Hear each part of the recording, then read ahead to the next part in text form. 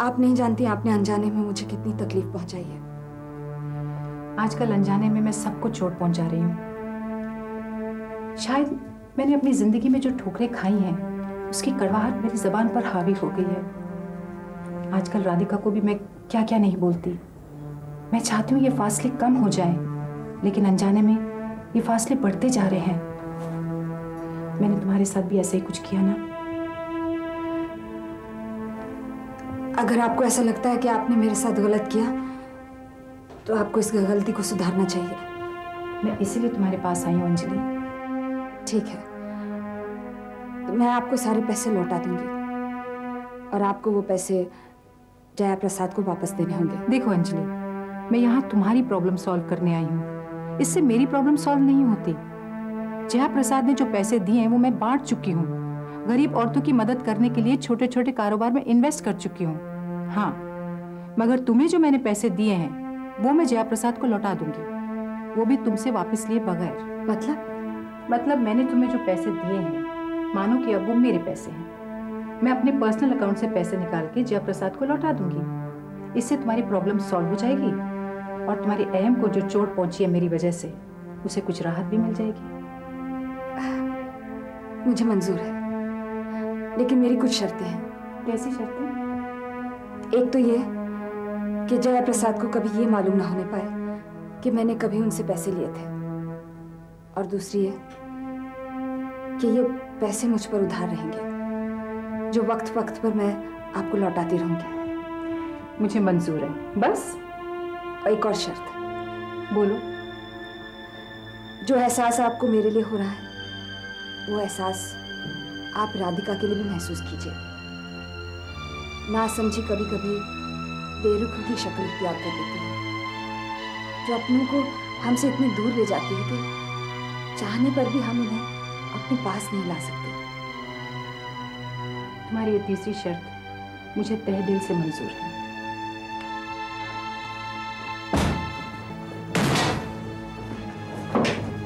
ये क्या बदतमीजी है? कौन है आप लोग? I am inspector Thapar from CBI. ये इंस्पेक्टर जयंत है। हमारे पास तुम्हारे घर की तलाशी का सर्च वारंट है। तलाशी? कैसी तलाशी? ज्यादा अनजान बनने की कोशिश मत करो मिस्टर अशोक। खुराना ने सब कुछ सच सच उगल दिया है। उसने हमें बता दिया कि हरीश गिडवानी के घर से फाइल चुरा के उसने यहीं तुम्हारे घर पे छुपाई है। फाइल? कौन सी फाइल? अभी पता चल जाएगा। जयंत सर्च करो, तुम बेडरूम में देखो।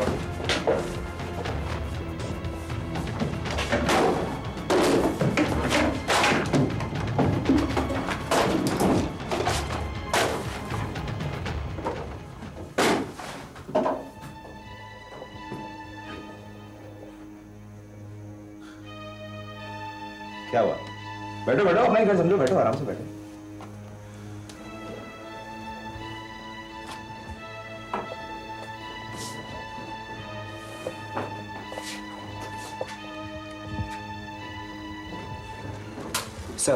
सर मैंने अंदर के कमरों की भी तलाशी ले ली है एंड आई डोंट थिंक कि फाइल यहाँ पर है।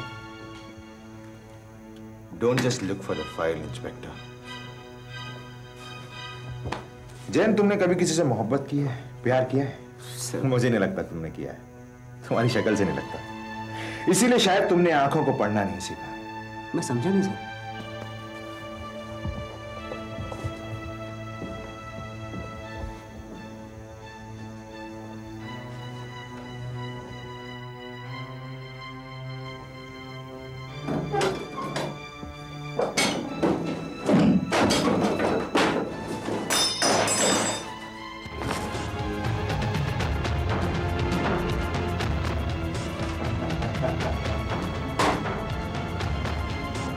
You are great, sir. I know, इसीलिए तो मैं तुम्हारा सीनियर हूं।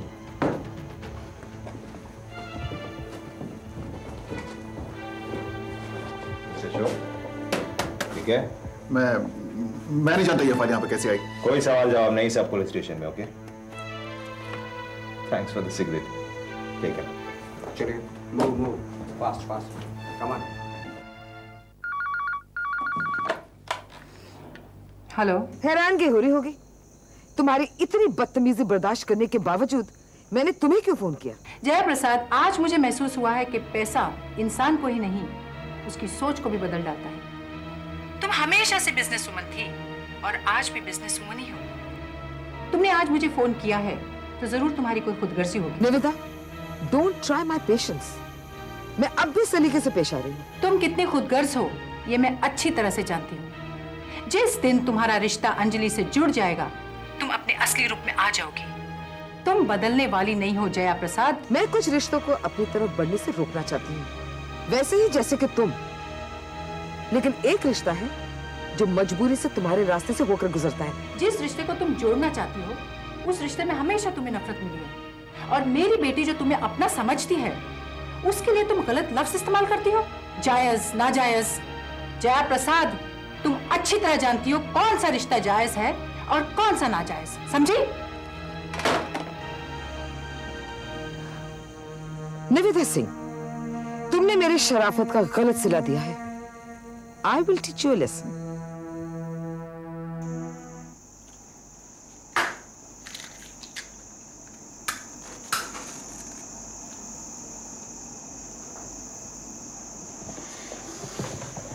थैंक यू थापर साहब। तो मिस्टर अशोक अब इस तकल्लुफ से बाहर निकल के कुछ काम की बात करें। या श्योर। तो बताइए, हरीश गिडवानी और आपके ताल्लुकात क्या हैं? हरीश गिडवानी जी। ये कौन है? कमाल करते हैं आप अशोक साहब। अरे भाई, जिसकी फाइल आपके घर से बरामद हुई आपको पता नहीं वो कौन है? कम से कम इस फाइल के ऊपर लिखा हुआ नाम तो पढ़ लेते। तो आप मुझसे ये तो नहीं कहते कि हरीश गिडवानी कौन है? कि आप मुझे क्यों फंसाने की कोशिश कर रहे हैं, मैं बिल्कुल नहीं समझ पा रहा हूं। लेकिन मैं आपको एक बात बता दूं कि मैं आपके लफ्जों के जाल में इतनी आसानी से नहीं फंसूंगा। आपने खुराना को पकड़ाया, उसे जेल में डालिए ना। कितनी अजीब बात है। खुराना ने मेरे घर पर आकर फाइल रखी और आप मुझसे पूछ रहे हैं कि उसने ऐसा क्यों किया। देखिए, मैं इस बात से कतई वाकिफ नहीं हूं कि यह फाइल मेरे घर पर कैसे पहुंची। Please understand that. घर आपका है और वो ड्रॉअर भी आपकी है जहां से ये फाइल बरामद हुई। कितनी अजीब बात है मिस्टर अशोक। कोई आपके घर पे आके आपकी ड्रॉअर में इस फाइल को रख देता है और आपको पता भी नहीं चलता। It's so strange. हर इंसान 24 घंटे तो घर पे रह नहीं सकता, क्या करे? और फिर आजकल के दरवाजों का भी कुछ भरोसा नहीं रहा थापर साहब। हर ताले की चाबी बाहर बाजार में बहुत आसानी से बन जाती है। तुम सिर्फ उन रास्तों को बयान कर रहे हो जहां से तुम बच सकते हो और दूसरों के सर पे इल्जाम डाल सकते हो। ये मत भूलो मिस्टर अशोक कि हम सच्चाई को भी झूठ में बदलने की ताकत रखते हैं। आप इस बात का यकीन करें, मैं भी यही चाहता हूं।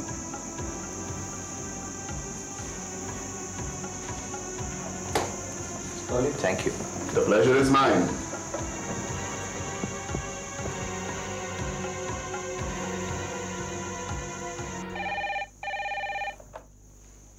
हेलो। हेलो बॉबी, यार तुझे पता है मार्केट में कितनी बड़ी गुड न्यूज है? Good news? अरे यार, अशोक को पुलिस ने गिरफ्तार कर लिया। He is under arrest. वो खुराना है ना, उसने पुलिस को सब कुछ सच सच बता दिया और ये भी बता दिया कि हरीश गिडवानी कहाँ छुपा हुआ है। इसमें कहीं खुराना की कोई चाल तो नहीं? नहीं यार, कोई चाल वाल नहीं है। वो पुलिस का इन्फॉर्मर बन गया है, सरकारी गवाह। Bobby, I am really very happy यार। बहुत बड़ी बड़ी बातें करता था ये अशोक, बहुत धमकियां देता था। अब देखते हैं जेल की सलाखों के पीछे कितनी लंबी जुबान होती है इसकी। काश उसने मेरी बात मानी होती। ए बॉबी, तू क्यों उदास होता है यार? जो जैसा करता है उसे वैसा ही भरना पड़ता है। दूसरों की जिंदगी में जो काली परछाई बनते हैं ना, एक ना एक दिन रोशनी उनकी जिंदगी से हमेशा के लिए चली जाती है। लेकिन जहां तक मैं अशोक को जानता हूँ, वो अंधेरे में भी रहकर हाथ पांव चलाना अच्छी तरह से जानता है और मुझे पक्का यकीन है कि इसमें भी इसकी कोई चाल है। अरे नहीं बॉबी, मैं कह रहा हूं ना, कोई चाल नहीं है। वो पुलिस की हिरासत में है। अच्छा संजीव, यार मैं आयशा के घर वालों से मिलना चाहता था। वो तुम बॉस आंटी की बहुत तारीफ करते रहते हो ना, मैं भी कभी उनसे मिलना चाहता था। व्हाई नॉट यार, जरूर मिलेंगे। लेकिन उससे पहले हम दोनों भी एक बार मिल लेते हैं। देख बॉबी, अब फाइल भी मिल गई है।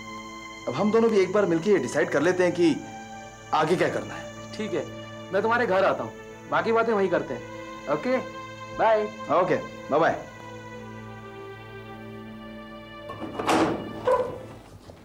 सुनो, कोई मिलने आया है, जरा जल्दी बात करना।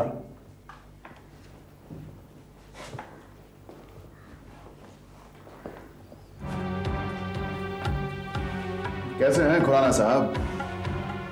ये क्या तमाशा है अशोक? तुमने तो कहा था कि तुम कुछ करोगे। ये किया है तुमने? यहां तुम्हें होना चाहिए था, ये जगह तुम्हारी थी।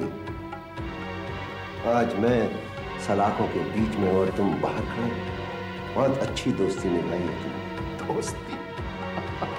खुराना साहब, आपने जब अपनी जान से वफादारी निभाने के लिए मेरे साथ गद्दारी की थी, वो क्या था? अपने आप को बचाने के लिए आपने मेरे सारे राज खोल दिए।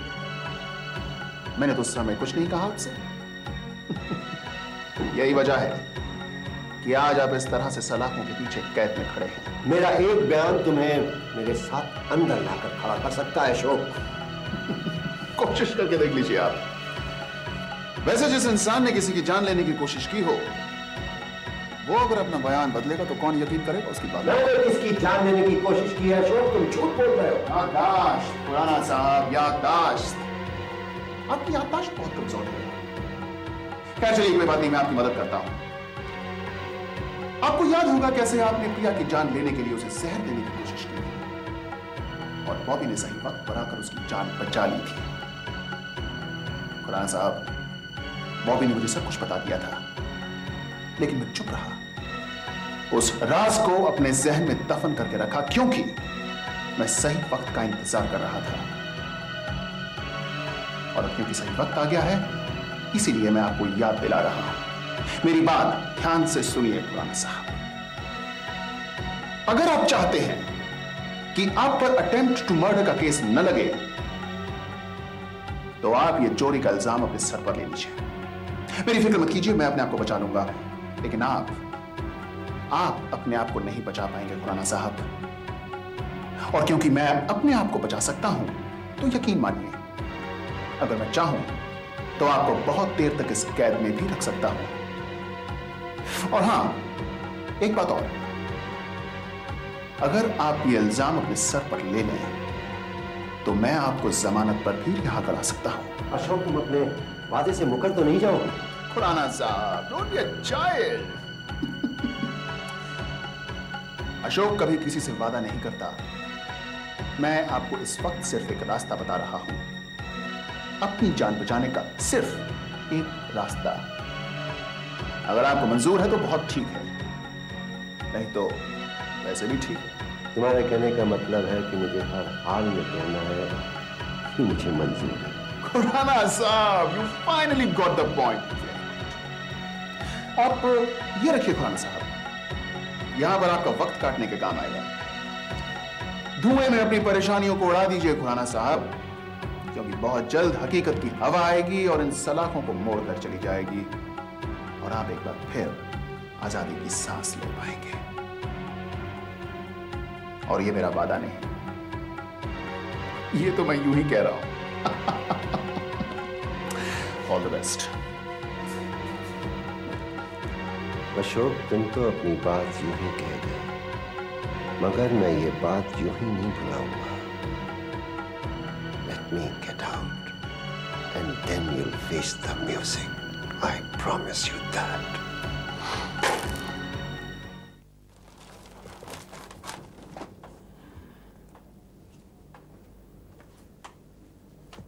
हेलो डाडा। अरे रूपाली, आओ बेटा। कैसे हैं आप? मैं बिल्कुल ठीक हूँ।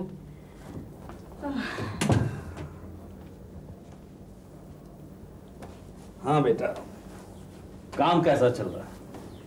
काम ठीक ठीक ही चल रहा है डाडा। बहुत सारी मुश्किलों का सामना करना पड़ रहा है।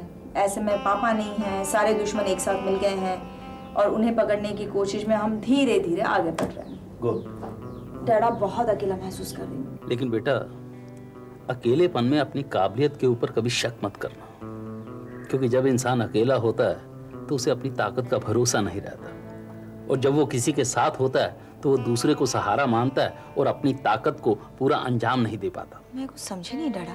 देखो रूपाली, जब नाव समंदर में डूबने लगती है तो इंसान लहरों के बीच में अकेला होता है, और वही इंसान किनारे तक पहुंच पाता है जिसे अपनी बाजुओं की ताकत पर भरोसा हो। जिसे भरोसा नहीं है वो डूब जाता है।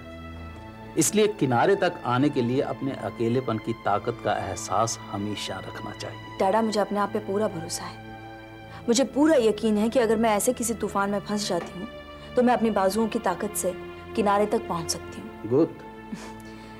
लेकिन डैडा, अगर मुझे अपने आसपास ऐसे लोग नजर आते हैं जो मेरी मदद कर सकते हैं, तो इसमें मैं क्या गलत करती हूँ डैडा कि मैं अगर उनसे मदद लेना चाहूँ? ये तुम मुझ पर तंज कर रही थी?